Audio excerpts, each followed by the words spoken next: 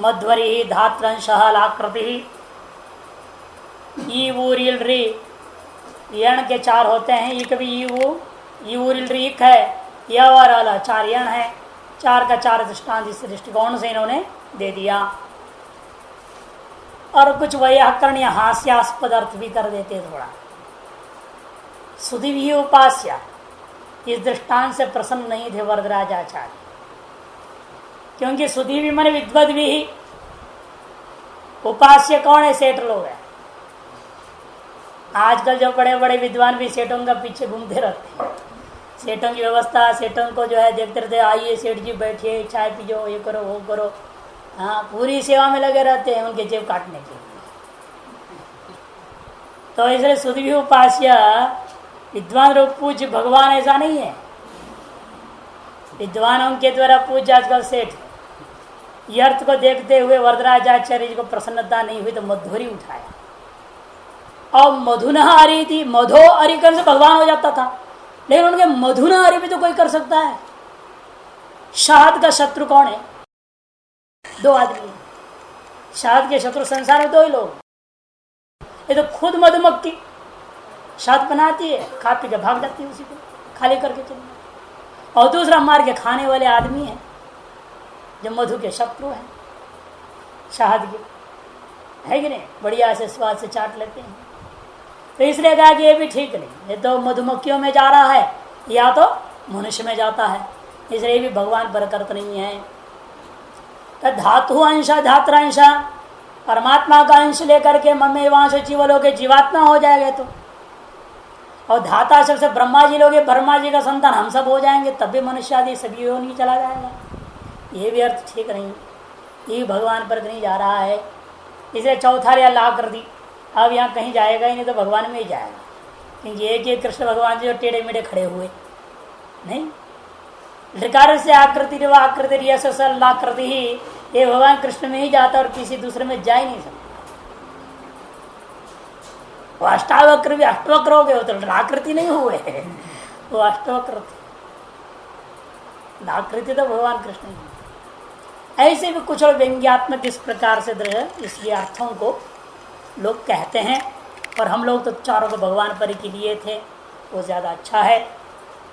खैर, ये तो हो गया आपका यण संधि का विषय।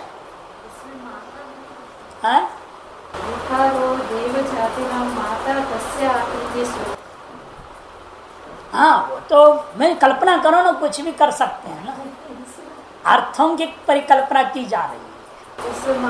हाँ, ऋकार जो है देवा हो गया, और आकृति उसकी क्या होगी? माता रूप ले गए, है तो भगवती में ले गए। तो भगवान लो भगवती लो, एक ही बात है, किसी तरफ ले जाओ। दैवी शक्ति की ओर संकेत हर रूप का करने की चेष्टा किया जाता है। एचो अयवायाव, अयवायाव संधि आरंभ होता है। अयवायाव संधि इसको कहा जाता है। इसके भी अनेकों होते हैं, लेकिन यहाँ आपको केवल दो ही लेंगे। एचो अयवायाव, एच षष्ठी एक वचनम, अयवायाव प्रथमा का बहुवचन। एच क्रमात्, अय आव आय आव एते सुरचि, या क्रम जोड़ दिया इन्होंने पहले से ही। यथासंख्य मनोदेश समानाम, अगला सूत्र जो परिभाषा सूत्र है उसका अर्थ को यहाँ जोड़ दिया गया। जैसे वहां क्या ना स्वयं स्वरूप में अलोन्त्य से अंत्य से अर्थ को पहले ही वृत्ति में जोड़ दिया, वैसे इन्होंने क्रमात् जो वृत्ति में दिख रहा है वो अगले सूत्र का अर्थ है। इस सूत्र का सीधा सीधा अर्थ करेंगे जितना ही होगा। एचः स्थाने अय अव आय आव आदेशाः स्युः अचि। एच के स्थान पर अय अव आय आव इन चार का आदेश होता है अच का होने से। यहां पर भी तस्मित निष्ठे पूर्व से लाना पड़ेगा। जहां कहीं भी मान लो दो दो एच मिल जाए, तीन एच मिल जाए, है ना, वहां तो जरूरी है तस्मित निर्दिष्टे पूर्वस्य। यहाँ पहले में ही दृष्टांत ऐसा ले रहे, देखिए हरे धन यह है चतुर्थी का एक वचन का रूप है। हरि शब्द है, हरि धन चतुर्थी का एक वचन में ये वो हरि को हरे हो गया है, वो प्रक्रिया बाद में आएगा। चतुर्थी का एक वचन, घी संज्ञा हो गया, गुण हो गया, गिरंगी थी हरे जन ये। अब यहां पर दो एकार दिख रहा है, एक यहां एक यहां। इसको अच्छ मानूंगा तो इसको अयवादेश हो सकता है, इसको अच्छ मानूंगा तो ये एच हो जाएगा। दोनों एच है, दोनों अच्छ है। किसको एच मानो किसको अच्छ मानो, यह समस्या जब खड़ी हुई तो तस्मिन् निर्दिष्टे पूर्वस्य, पूर्व को ही हम स्थानीय मानेंगे एच और पर को मानूंगा अच्छ। अव्यवहित तो पूर्व के स्थान में ये आदेश करना है, तो अव्यवहित पूर्व कौन है, ये वाला ये है, इसलिए इसी को एच माना जाएगा और उसको अच्छ मान लेंगे। अब इस ए में के स्थान पर भी चार प्राप्त है आपके पास, आई, अब, आय, आओ। ये कंठ तालु है, अकार कंठ है, यकार तालु, इचुयशा नाम तालु। ये कंठोष्ठ है, ठीक। ये भी कंठ तालु है और ये कंठोष्ठ है ना, हाँ कंठोष्ठ, कंठ दंतोष्ठ बोल सकते हो और भी आगे बढ़ सकते हो। हाँ वह को दंत भी जोड़ लो, कंठ दंतोष्ठ, वकार से दंतोष्ठ, कंठ दंतोष्ठ लिखना पड़ेगा, ठीक है ना। अब स्थानांतरता से काम चल नहीं सकता कि एकार कंठ तालु, आयु भी कंठ तालु है, आय भी कंठ तालु है, दो दो हो गए ना कंठ तालु वाले। अब उन दो में से किसको करूं, यह है 1.5 मात्रा का और यह है 2.5 मात्रा। प्रमाणकृत साजिश जाओ तो भी नहीं चलेगा, क्योंकि यह है 2 मात्रा वाला। 2 के जो पर 1.5 को भी नहीं बिठा सकते, 2.5 वाले को भी नहीं बिठा सकते, 2 के जो 2 ही बैठना पड़ेगा। तो प्रमाणकृत से भी बनेगा नहीं, स्थानकृत से भी बनेगा नहीं, बाह्य पैतृ के लफड़ा या नहीं बन सकता, अर्थकृत साजिश का सवाल ही नहीं। इसका अर्थ और इसका अर्थ एक है ही नहीं, क्योंकि एक का अपना कोई अर्थ नहीं, हर एक का संपूर्ण का अर्थ है, एक का अपना कोई अर्थ ही नहीं। इस स्थानांतरतम का चारों प्रकार की सादृश्यता में से किसी भी सादृश्यता से व्यवस्था आप दे नहीं पा रहे हैं, तब क्या करना है, यथा संख्यम अनुदेश समानाम, यथा संख्यम अनुदेश समानाम। 3 पद वाला सूत्र, यथा संख्यम अव्यय है, अनुदेश प्रथमा एक वचनम, समानाम षष्ठी का बहुवचन, प्रथमा एक वचन, समानाम षष्ठी का बहुवचन। समानाम अनुदेश यथा संख्यम स्या, अर्थ देखो सूत्र में ये उल्टा बोलना पड़ेगा, बस इतना ही। समानाम अनुदेश यथा संख्यम स्या, समानाम अनुदेश मैंने विधान, सम संबंधी जब विधि हो, जब विधि कितना हो, सम संबंधी हो, क्योंकि एच में कितना है, ए वो आई औ 4 है, आई औ आय आव ये भी 4 है, 4 का स्थानीय है, 4 आदेश में, समान है संख्या। वहां ऐसा नहीं था, इको एणची में ये 18 वो 18 री 30 इससे कितना आया था 96 और स्थानीय 4 थे। यहां पर भी आप कह सकते हो ए वो अयो 12 12 12 12 12 चौका 48 है, आदेश तो 4 है। ये भी अपने सवर्णों का ग्राहक है, ये भी अपने सवर्णों के ग्राहक है, लेकिन आएगा नहीं, 48 नहीं आ सकता। जो प्लुतों का आदेश होता नहीं, प्लुतों का प्रकृति भाव हो जाता है, केवल दीर्घों का आदेश होगा। तब भी दीर्घ कितना होगा? 6 चौका 24 और स्थानीय 4, समसंख्या कहाँ है यहाँ? तब कहेंगे ऐसी स्थिति में वर्ण में 2 पक्ष है, एक जाति पक्ष है, एक वर्ण व्यक्ति पक्ष है। हम जो बोलते हैं 96 हो गया, 48 हो गया, 24 हो गया, या व्यक्ति पक्ष में, इसको क्या कहते हैं? व्यक्ति पक्ष। ह्रस्व उदात अनुनासिक एक व्यक्ति, ह्रस्व उदात अनुनासिक दूसरा व्यक्ति, ह्रस्व अनुदात अनुनासिक तीसरा व्यक्ति, ह्रस्व अनुदात अनुनासिक चौथा व्यक्ति, ह्रस्व स्वरित अनुनासिक, ह्रस्व स्वरित अनुनासिक, एक एक व्यक्ति अलग अलग अलग अलग अलग लूंगा तो उसको कहते हैं व्यक्ति पक्ष। धर्मों का भेद होने पर भी सभी में एक तो जाति तो है ना, है कि नहीं? एक तो जाति तो रहेगा ही। जैसे एकार है, एकार भी 6 है, दीर्घ उदात अनुनासिक, दीर्घ उदात अनुनासिक, दीर्घ अनुदात अनुनासिक, दीर्घ अनुदात अनुनासिक, दीर्घ स्वरित अनुनासिक, दीर्घ स्वरित अनुनासिक, क्योंकि ये हमेशा दीर्घ ही होता है। लेकिन सभी एकारों में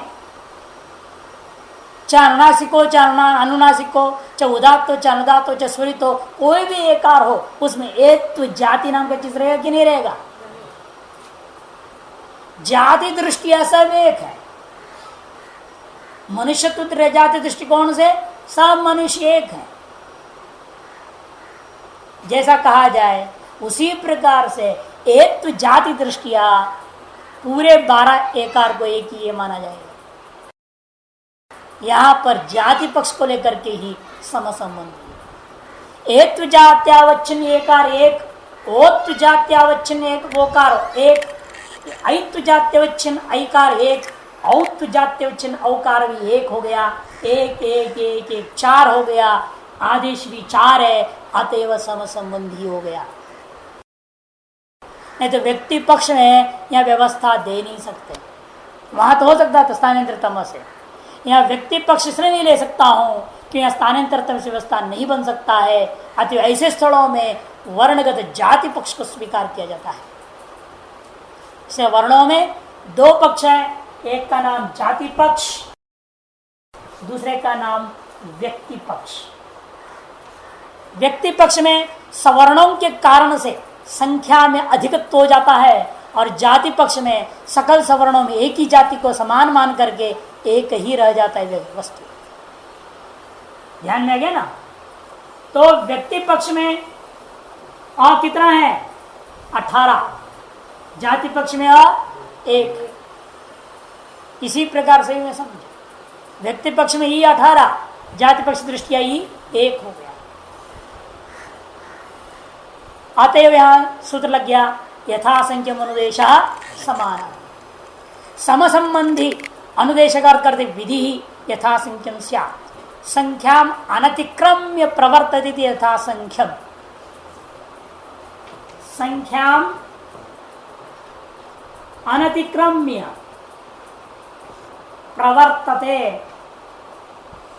इति यथासंख्यम। जो जैसा संख्या पहला था, दूसरा, तीसरा, चौथा, वो जैसा वहां है वैसे यहाँ है। पहले को पहले, दूसरे को दूसरा, तीसरे को तीसरा, चौथे को चौथा आदेश कर देना।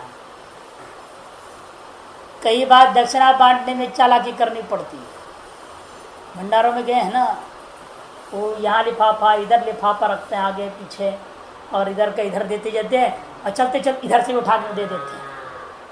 किसको यहाँ से देना है, किसको यहाँ से देना है, व्यवस्था अपनी अपनी है। तो उसी प्रकार यहाँ नहीं चलेगा, उल्टा कभी कभी ऐसे कभी वैसे। यहाँ यथासंख्य, पहले को पहला, दूसरे को दूसरा, तीसरे को तीसरा, चौथे को चौथा। इसलिए ये वो अवयव ये जो 4 थे, एच में उनके स्थान पर ए के स्थान पर आई होगा, ओ के स्थान पर औ, आई के स्थान पर आय, और औ के स्थान पर आव आदेश होगा। यही क्रम है। इसी को कहते यथा संख्यम, संख्या का जो परिपाटी है, जो क्रम है, उसका उल्लंघन न करते हुए, अतिक्रमण न करते हुए प्रवृत्त होना। अर्थात पहले के स्थान पर पहला आदेश हो, दूसरे स्थान की प्रजा पर दूसरा आदेश को आदेश दिया किया जाए, इस क्रम को बोलते हैं यथा संख्यम। इसी को भी परिभाषा सूत्र कहा जाता है। सिंपल व्यवस्था नहीं हुई ना, क्या आदेश करना किसको कैसा समझ में नहीं आ रहा था, तब यह परिभाषा सूत्र आकर के जाति पक्ष को लेकर की व्यवस्था दिया है।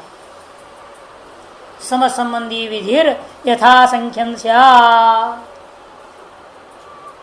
यदि उद्देश्य और प्रतिनिर्देश्य, स्थानीय और आदेश, और ये और भी जगह लग सकता है, स्थानीय और आदेश के बीच में भी लग सकता है, कहीं कहीं पर आदेश और निमित्त का बीच में भी है, कहीं कहीं पर स्थानीय और निमित्त का बीच में भी है। ऐसे भी सूत्र आपको मिलेंगे जहां यथासंख्य निर्देश समानाम लगाया जाएगा। यहां तो पहला पक्ष का दृष्टांत है, स्थानीय और आदेश समसंख्या है, कहीं स्थानीय समसंख्या नहीं रहेगा, आदेश और निमित्त समसंख्या है। कहाँ है दृष्टांत? स्तोश्चुनाश्चु,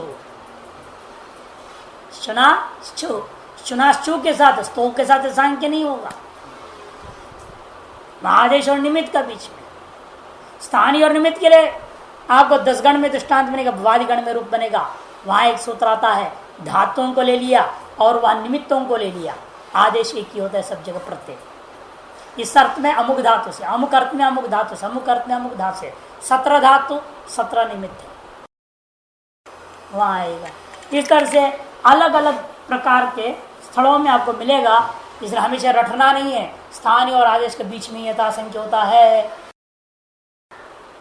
कई लोगों को मैंने देखा जो दृष्टांत पढ़ लिया ना, ऐसे ही जगह होगा, रट लेते हैं दिमाग में, सूत्र को समझे ही नहीं। एक बार बहुत बड़े विद्वान के द्वारा ऐसा भूल हुआ, बहुत बड़े विद्वान, और कोई नहीं, हमारे जो रामानुज महाराज है ना, ओंकारेश्वर वाले, उनके पिताजी के द्वारा, हरिशंकर ओझा, अनेक विषयों के विद्वान थे, आचार्य थे, रिटायर्ड प्रधानाचार्य थे, और बेटे पहले से बचपन सन्यासी हो गए थे। जो आपने दर्शन किया ओंकारेश्वर वाले रामानुज महाराज हरिद्वार में चतुर्मास के लिए, तो पिता पुत्र का गुरु मान करके दीक्षा भी लिए हैं, तो चरण भी धोते थे, पूजा पूरा करते थे। और स्वामी जी अपने ब्रह्म भाव में स्थित होकर बैठ जाते थे जब पिता पूजा करते हैं। इतने बड़े विद्वान वेदांत सुनते थे, हम लोगों के साथ भी वेदांत पढ़े थे पहले ही, लेकिन हम लोग के साथ में बैठ के सुनते थे। एक जगह ऐसा आया, उपनिषद के एक मंत्र में दीर्घ हुआ था, तो मैंने कहा यहाँ दीर्घ जो है ड्रलोप्य दीर्घों से पूर्व से दीर्घवाणा सूत्र से हो गया। कहते हो नहीं सकता, वो तो अव्यय में ही लगेगा। वो पुनरमते, उन्होंने दृष्टांत यहाँ जो है लघु में पुनर अव्यय है यहाँ, और इसका रूप बन जाता है पुनरमते, ये रूप बन गया। तो कहते हैं अव्यय में लगा है सूत्र, तो अव्यय में ही लगेगा, दूसरी जगह लगेगा नहीं है सूत्र करके वो हट कर। तो हमने कहा बड़े बुजुर्ग भी हैं, अब क्या इनसे कहें, और गुरु जी का शरीर का पिता भी हैं, बड़े विद्वान भी हैं। और फिर हमने थोड़ा तरीके से बोलने के लिए एक श्लोक सुनाया। श्लोक सीधा साधा श्लोक था। मैंने कहा अच्छी कमत यो न जानाति वरवर, अजर्घा यो न जानाति तस्में कन्या न दिए। आपको किसने कन्या दे दिया है? आपको विवाह भी हो गया और महाराज जैसे दिव्य संतान उत्पन्न हो गए, ये बड़ा आश्चर्य की बात है। बात क्या चले, तुम क्या बोल रहे हो? मैंने कहा आपके प्रश्न का जवाब है इस श्लोक में। कहा ध्यान नहीं आया उनका। मैंने कहा जर्घा ये धातु का रूप है, वहां पे ढलो पे पूर्व से दीर्घोणा लगा है। अजर्घा रूप जो बनता है, ग्रहोपादान है धातु का, यंग लुगंत का रूप बनता है। और वहां लंग लकार मध्यम पुरुष एक वचन का रूप में सु का लोप हो गया, घर धातु का रकार भी लोप हो गया, और वहां बनता है ढलो पे पूर्व से दीर्घोण सूत्र से दीर्घ होकर के अजर्घा। और ये पहले जमाने में ब्राह्मणों में जब विवाह होता था ना, जब लड़की वाले लड़के के पास जाते थे, उस समय लड़के से प्रश्न पूछा जाता था, अच्छी कमत ये रूप बनाओ, यदि विद्वान हो तो बनाता हो, नहीं बनाया कहते मूर्ख है, ऐसे पंडित को हम अपना बेटी नहीं देंगे, वापस आते थे। और उसको भी बना देता था, बोलते वरवरी ये रूप बनाओ, ये सब कठिन रूप, 3 रूप संस्कृत में बहुत कठिन है, अच्छी कमत, वरवरी, अजर्घा। और वरवरी भी बना लेते थे। अंतिम प्रश्न होता था अजर्घा बनाओ, अजर्घा बना दिया तो ये बेटा जो है लड़का ठीक, ये हमारे बेटी के लायक है, ऐसे ब्राह्मण बच्चे से हम शादी करेंगे हमारा बेटी को, तो कन्या देते थे। तो एक श्लोक बन गया हो, अची कमत यो न जानाती, यो न जानाती वरवरी, अजर्घा यो न जानाती तस्मै कन्या न दीयते। मैंने कहा आपको अजर्घा रूप याद नहीं है, जहां डरलो पे पुरुष दीर्घोण लगा है, तो कन्या किसने आपको दी? और आपको हाँ रामान जी महाराज जैसे पैदा भी हो गए, तब वो समझ में अरे बात सही कर, यहाँ लगा हुआ है, तो उनके दिमाग में सब बड़े बड़े विद्वानों से ये भ्रांति होता है, दृष्टांत में हम फंस जाते हैं, पुनः रमते वो वहां फंसे, अव्यय में रूप बनाया है ना, इसलिए अव्यय में ही वो सूत्र लगता है, ऐसा सोच रहे हैं, गलत है। यहां भी ऐसे ही है, स्थानीय और आदेश का बीच में था संख्य अनुदेश समानाम लग गया, इसका मतलब यह ना समझो ये सूत्र सदा स्थानीय और आदेश की समसंख्या होने पर ही लगता है, आदेश और निमित्त की समसंख्या हो वहां भी लगेगा, स्थानीय और निमित्त की समसंख्या हो वहां भी लग सकता है। जहां भी समसंख्या होगी जिन दो का बीच में और अव्यवस्था हो रही हो, निश्चित रूप में सूत्र लागू कर सकते हैं, यथा संख्य अनुदेश समानाम। इसलिए यहाँ क्या आदेश होगा? अभी ऐ आदेश होगा,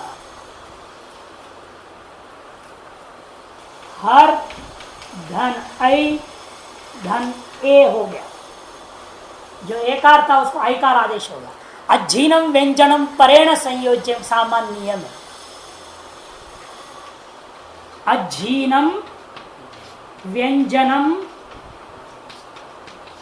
परेण संयोज्यम, ये बल्कि कभी बताना चाहते शुद्ध उपास में, हम उसका शॉर्टकट बोलते वर्ण सम्मेलन कर दे, वर्ण को मिलाना, वर्ण को मिलाने के पीछे ये नियम है।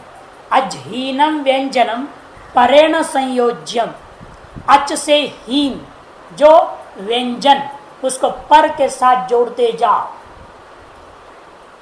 इस नियम क्या, र चला गया अ में, यह चला गया ए में, मिला के लिखोगे तो क्या रूप बनेगा?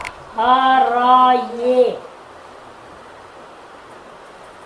है ना, र अ से मिल जाता है, यह ए से मिल जाता है, हर ये रूप बना,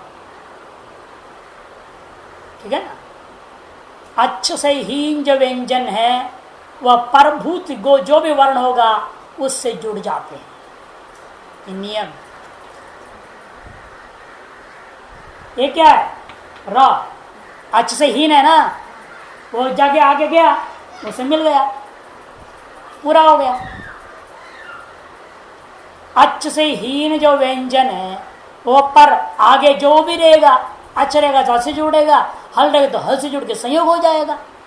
जैसे कल का रूप में आपने देखा था शुद्ध उपास्य में क्या स्थिति थी? सु ध नहीं, द ध य उपास्य,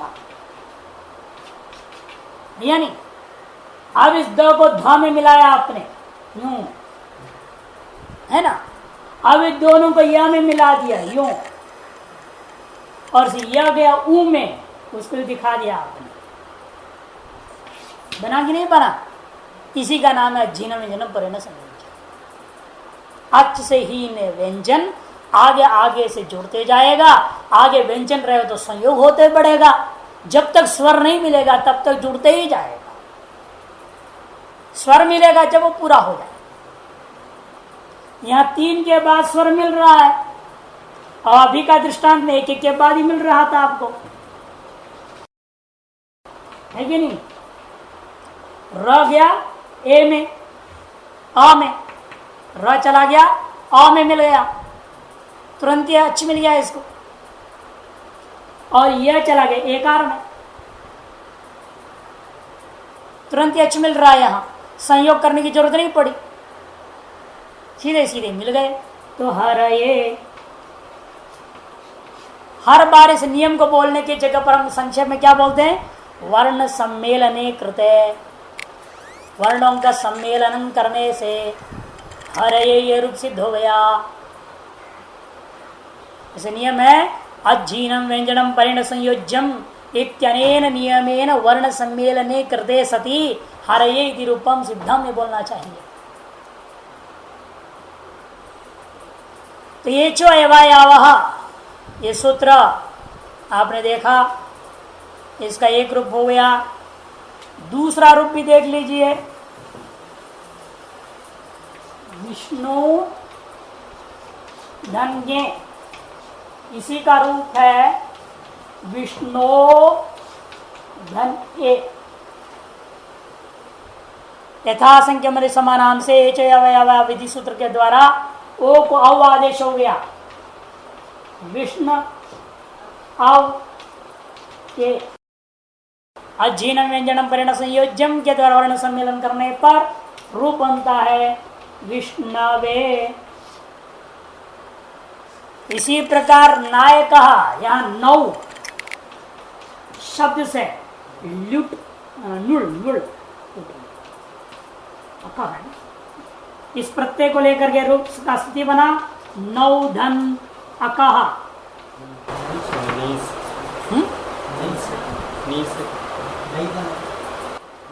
अच्छा बोले नई, पौ पवन, ठीक ठीक ठीक है। नी धातु से नुड़ हुआ तो नई धन अकह, एच अवयवस आय आदेश न हो गया हल आय धन अकह, मिला दिया तो नायकः। इसी प्रकार से पावकः में कोई पवने मुड़ प्रत्यय पौ धन अकः,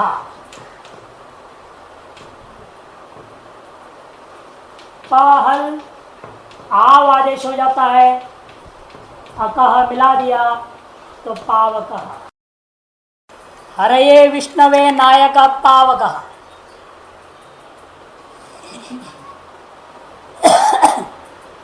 हरे विष्णवे नायक पावकः।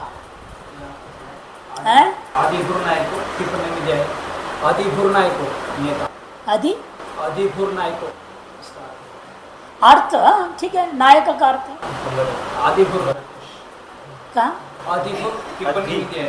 क्या दिया? आदिपुर नायक टिप्पणी 6 नंबर अत्र पुरुष यहाँ इस तरफ है।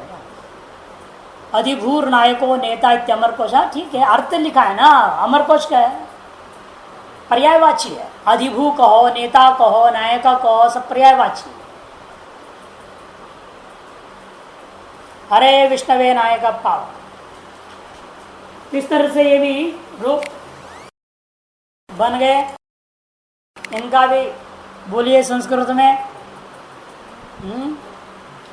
हरेदन ये इत्यवस्थायाम, हरिदन के इत्यवस्थायाम प्रक्रिया सुप संबंधी प्रक्रिया कृते सती हरेदन ये इत्यवस्थायाम, हरिधन गे इत्यवस्थायाम सुप संबंधी प्रक्रिया कृते सती हरेदन ये इति दशायाम परासन्निकर्ष संहिता इत्यन संहिता संज्ञायां कृते सति एचो एवायावहित्यनेन सूत्रेण रेफोत्तरवर्ती एकारस्य स्थाने तदुत्तरवर्ती एकारस्य स्थाने च उभयस्थाने अय अव आयाविति चत्वार आदेशाः प्राप्ते सति तस्मिन् दृष्टे पूर्वसित्यनेन परिभाषा सूत्र सहकारेण रेफोत्तृतीयकार से पूर्वस्य स्थाने आदेश कार्य कर्तव्य इति निश्चिते सति परभूत एकार से निमित्तत्वं स्वीकृत्य तस्मिन् अच्त्वं दृष्ट्वा तत्रापि स्थानान्तरतम सूत्रेण व्यक्ति पक्षं स्वीकृत्य व्यवस्थां प्रदातुम् अशक्यत्वात् यथासंख्यं मनुष्य समानामित्यनेन सूत्रेण जाति पक्षं स्वीकृत्य प्रथमस्य प्रथमं द्वितीयस्य द्वितीयमिति क्रमेण आदेशं कर्तुं शक्यते इति निर्णयं स्वीकृत्य तदनुसारेण एकारस स्थाने अय आदेशे सति हर धन अय धन ए इत्यवस्थायाम् अज्जीनं व्यंजनं परेण संयोज्यम् इत्यनेन नियमेन वर्ण सम्मेलने कृते सति हरये इति रूपं सिद्धम्। इतना तो बोल दिया सिद्धम। हरिधन के इस अवस्था में हिंदी में बोल रहा हूं। हरिधन के इस अवस्था में सुख संबंधी का प्रक्रिया को करने के पश्चात हरेधन ए इस अवस्था में परासन्निकर्ष संहिता इस सूत्र के संहिता संज्ञा करने के पश्चात एचो यवायाव सूत्र के द्वारा विहित कार्य करने के लिए हरि के रेफोत्तरवर्ती एकार और तदुत्तरवर्ती एकार दो के स्थान पर आदेश करना प्राप्त हुआ। अव्यवस्था को देखते हुए नियम बनाने के लिए तस्मिन् निर्दिष्टे पूर्वस्य इस परिभाषा सूत्र की सहायता से पूर्व स्थान में निर्णय करने की वजह से रेफोत्तरवर्ती एकार के स्थान पे ही एच यवायाव से अय आदि आदेश में से किसी भी एक आदेश को करना निर्णय किया जाता है। तब उत्तरवर्ती एकार में निमित्तत्व स्वीकार कर अच्युत धर्म को देख करके जब आदेश करने चलते हैं तब चार आदेश में से कौन सा आदेश यह निर्णय न होने पर स्थानांतरतम की सहायता लेने के प्रयास किया गया, किंतु वहां व्यक्ति पक्ष के कारण से असंभव रहा। दो आदेश में स्थानकृत सादृशता मिल रहा है, अन्य कृत सादृशताओं से आदेश की व्यवस्था नहीं हो पाती है। अतएव यथासंख्य मनुदेश समानान इस सूत्र के द्वारा जाति पक्ष को स्वीकार करते हुए प्रथम के स्थान में प्रथम आदेश को मान लिया गया। अतएव हरे धन इस अवस्था में रेफोत्तरवर्ती एकार के स्थान पर अय प्रथम आदेश को आदेश करने के पश्चात हर धन अय धन ए इस दशा में अज्जिनम व्यंजनम परिण संयोजन में न्याय से वर्णों को मिलाने के पश्चात हर ये यह रूप सिद्ध होता है। ऐसे बोलना आना चाहिए आप लोगों को। हिंदी में तो कम से बोलना आना चाहिए, बाद में संस्कृत में। हाँ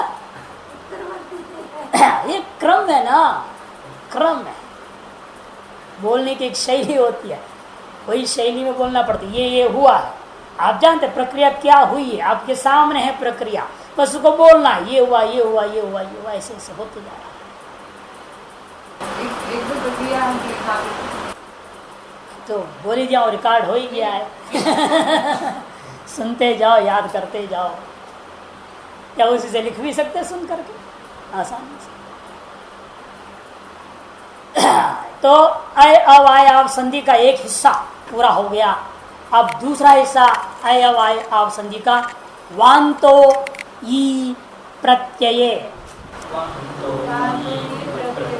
वांतो ई प्रत्यये,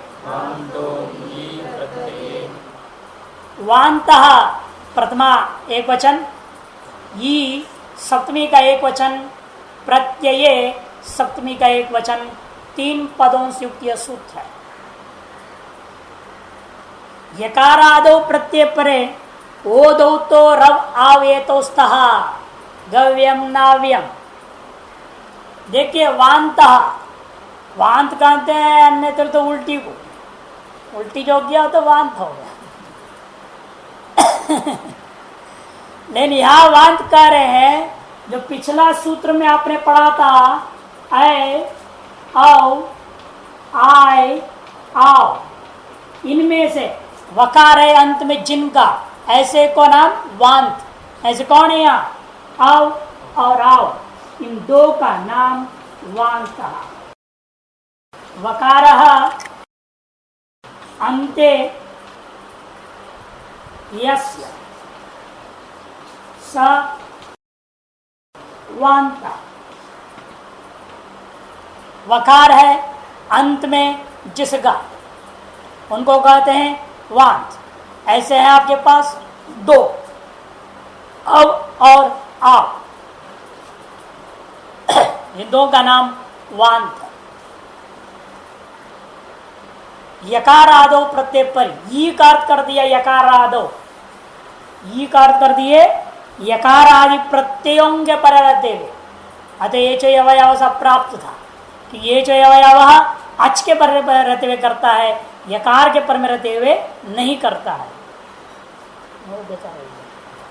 यकार आदो प्रत्यय परे ओ दो तो ओत और औत, ओकार को अव आदेश, औकार को आव आदेश यथासंख्य मन समानाम को लेकर के कह दिया जा रहा है।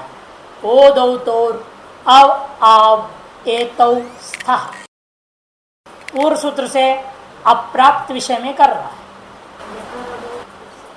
यकार है आदि में जिनका ऐसा प्रत्यय, यकार है आदि में जिनका ऐसा जो प्रत्यय होते हैं उनको कहते हैं यकारादि प्रत्यय। यकारः आदौ यस्य स यकारादिः तस्मिन् इति यकारादौ। सत्य बन गया, अब नहीं बाद में। यकारादौ सप्तमी विभक्ति लाने के लिए कह दिया जाता है तस्मिन् करके। सप्तम में प्रथमांत का रूप है यकारादि, उसी का सप्तमी का रूप है यकारादौ। यकार है आदि में जिसका,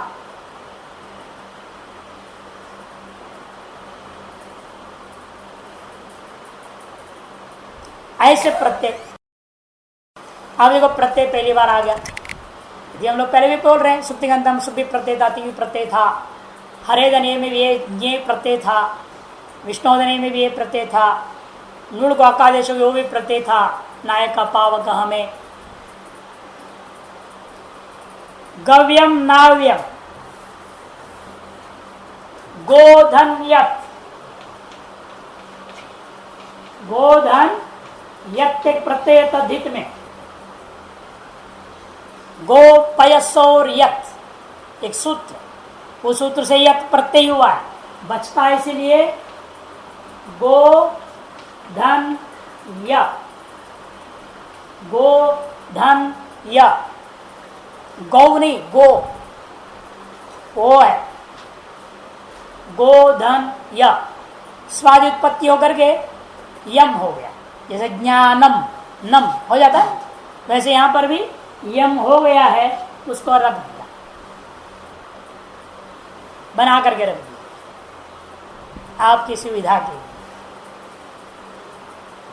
गोधन यम, इस अवस्था में ये जो यकार है, यकार आदि प्रत्यय है, ये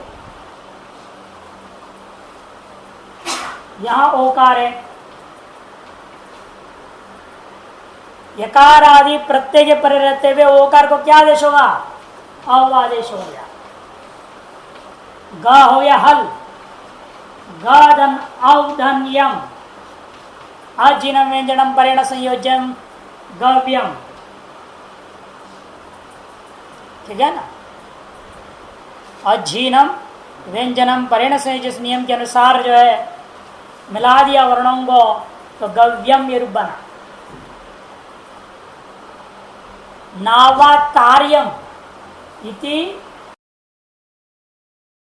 नौधन्यम, नौका के द्वारा तरने योग्य है, पार जाने योग्य जल है, ज्यादा नहीं है, ज्यादा बाढ़ हो तो नौका से थोड़ी पार कर सकते हैं। नावातार्यम, इस अर्थ में यम प्रत्यय हुआ। विग्रह कैसे होता है?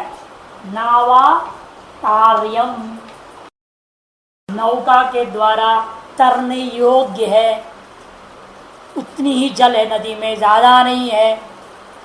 इस अर्थ में नौधन यत प्रत्यय हुआ तो उसी की स्थिति नौधन यम है। यकारादि प्रत्यय होने से औकार को आव आदेश हो जाएगा।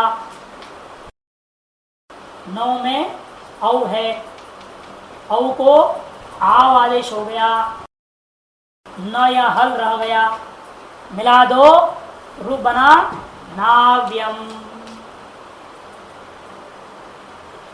गव्यम नाव्यम। यह अचपर में नहीं है ना, अचपर में नहीं है, इसलिए ये चो यवा यावा सूत्र नहीं लग पा रहा था, इसलिए विशेष सूत्र बनाना पड़ा। यकारादि प्रत्यय के पर रहते हुए वांत आदेश करने के लिए विशेष सूत्र आरंभ किया। वांतो ई प्रत्यय। और एक ऐसा भी जगह ढूंढे जहां पर वो प्रत्यय भी नहीं है, यकार आदि मात्र है, वहां भी करना इष्ट। ऐसे जगह ढूंढ लिया किसने? वार्तिककार ने। वार्तिककार ने कहा महाराज यहां तो न अच्छा है न यकारादि प्रत्यय है, किंतु एक यकारादि शब्द है, कोई विशेष अर्थ में आया हुआ है, उसके लिए पाणिनि ने कुछ बनाया नहीं। उक्तानुक्त दुरुक्ता नाम अनुक्त है ना, उसको पूरा करने के लिए वार्तिक आ गया। अध्व परिमाणे च, अध्व परिमाणे च वार्तिक है। अध्व परिमाणे च, अध्व कहते मार्ग, रोड, रास्ता, उसका जो परिमाण विशेष अर्थ में यह शब्द रूढ़ी से बनता है। गो धन युति ही, युति एक शब्द है, यकारादि है, किंतु यकारादि प्रत्यय नहीं है, ये प्रत्यय नहीं है युति, एक शब्द। जब गो शब्द के सामने युति शब्द रहेगा, दोनों मिलकर के अर्थ न गाय अर्थ रह जाता है न युति अर्थ रह जाता है।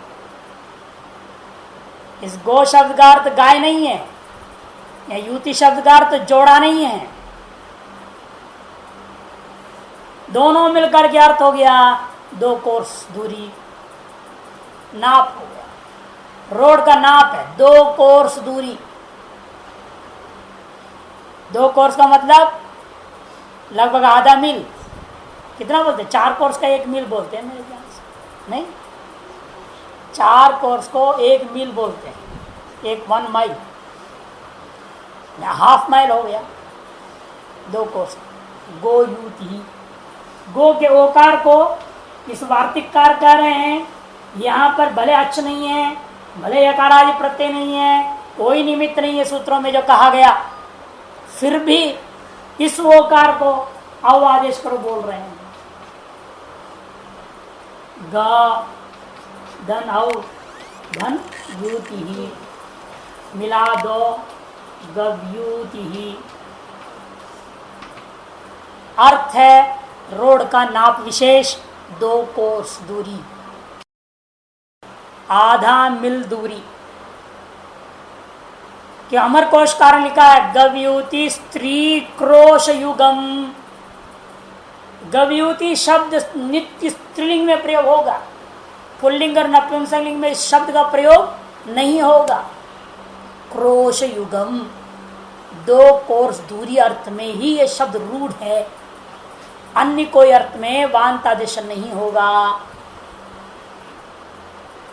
यदि आप गाय का जोड़ा अर्थ करोगे तो वांत आदेश नहीं होगा, वहां शब्द क्या रहेगा? फिर रूप बनेगा गोयुति ही रह जाएगा। इसका अर्थ हो गया गाय का जोड़ा। जब वांत आदेश कर दोगे इसका अर्थ हो गया 2 कोर्स दूरी। ये अंतर समझना, इसी अर्थ में वांत आदेश करना है।